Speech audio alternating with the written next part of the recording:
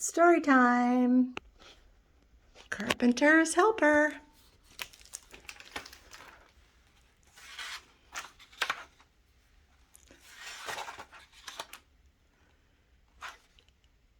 The new bathroom is halfway finished. Renata is especially excited about the deep, old-fashioned bathtub. She can already picture the castles of bubbles she will build in it. The next job is a new window. Carefully, Renata hands Poppy a hammer. She holds a board while he nails it into place. This board will brace the wall when he cuts the hole for the window frame. Renata loves the smell of sawdust. She loves looking inside the walls where the pipes and wires live. And she loves sweeping up at the end of the day. She finds odd treasures. Poppy leaves behind a square of painted tile, a wedge of wood, an elbow joint. "For my carpenter's helper," he says, grinning. That's an elbow joint. That's a tile. Let's see. There's something else in there. I think that's called a screw. Wing screw? Screw? I don't know. Have to ask your papa. It is spring. The days are warm. One evening, Poppy leaves the empty window space open. The night air smells of new grass and pine straw. The next morning, Renata finds dried leaves and pine needles in the bathtub. On the wall above the tub are two small shelves. The bottom shelf is heaped with leaves and needles. How did they get there? Whoosh! Something zips by Renata's head inches away. She crouches down. It's a little bird, a wren, peppy and plump, with an upturned tail. He delivers a twig to the shelf and then stops to sing about it. His song is cheerful and very loud. Renata imagines him singing, "I love my job." Renata watches the wren weave the leaves and needles into a nest. First, he lays down on the floor a cozy cradle for eggs. Thick sidewalls go up next. On the fourth side, the wren fashions a hole as a door. Soon, Mama Wren wings in to inspect the nest. She decorates it with a scrap of moss, a feather, and a squiggle of ribbon. She tucks herself right down behind the doorway and waits. What do you think will happen next? There's Poppy and Renata looking at the nest. The wrens whiz out of the window just as Poppy walks into the room. He eyes the nest. "Whoa, looks like we've got a visitor." Renata giggles. "I think he's moving in." Poppy shakes his head. "We won't be able to work now. Maybe not for weeks."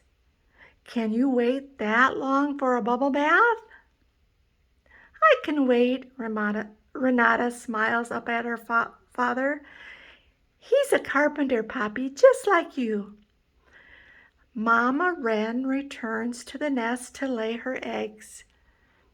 And day after day, Papa Wren stays busy. He brings Mama lunch, a juicy grub, 2 yummy cicadas. Sometimes he sits on the windowsill and sings and sings and sings. A week goes by. One afternoon, Mama and Papa fly out together. Renata can hear their duet in the yard. She sneaks over to the nest. Inside are 4 rosy eggs with red-brown blotches. Can you count them? 1, 2, 3, 4. A second week passes. Once when Mama is off of the nest, Renata steals another peek. The eggs have started to split open like coats that are suddenly too small. The baby wrens are hatching. Each newborn chick is curled up, pink and featherless. They give Renata a shivery feeling. The next day, Renata and Poppy spy the wrens carrying bits of eggshell out of the nest. Poppy winks. Won't be long now. Till what? Renata wonders. Till we can finish our bathroom. But then they'll be leaving, Renata frowns. I want them to live in our bathroom forever. Every day, Mama and Papa Wren fly out and back, returning each time with mouthfuls of bugs. The nestlings sing an eating song like happy bells ringing. Renata can see their tiny heads bobbing in the nest. Soon they have their first feathers, fuzzy and gray. 2 weeks fly by. Early one morning, Renata slips into the bathroom. Mama and Papa Wren dart from wall to wall, chirping and chirping. They perch on the tub and whistle to their young. Come out! Come out! Renata gasps as 4 tiny wrens march out onto the shelf. They all look sleepy and exactly alike. Mama and Papa dash to the window frame. They chirr at the little ones. Fly! The fledglings open their wings and fling themselves into the air. Renata holds her breath. Oh no, one lands on the edge of the tub and slides in. The second tilts sharply and drops into the tub. The others teeter like seesaws until they too topple in. All of them are in the tub. Mama and Papa scold their brood, but the young wrens do not fly up. Renata crawls over to peer into the tub. The babies are beating their wings, trying to lift off. They are trapped. Don't worry, Renata assures them. I'll help you. But how? The tub is too heavy to turn over, and she can't give the wrens a flying lesson. Maybe if she could pick them up, but that might frighten them. What if she could build something? I know! Renata grabs a board. Gently, she leans it into the tub. Jump on, she whispers. You can do it. The baby birds hop onto the plank. Up, up they skitter. At the tip-top, they try their wings again. This time they glide to the windowsill. Renata cheers them on silently. Mama and Papa Wren streak out over the yard, calling their family to follow.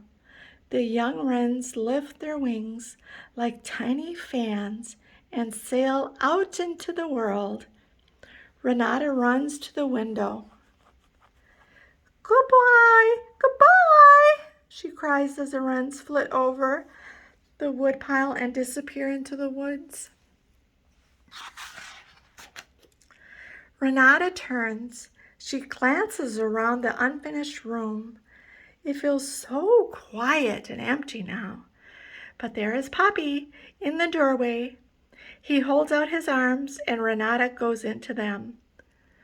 "My helper," he murmurs. "Come on, let's get to work."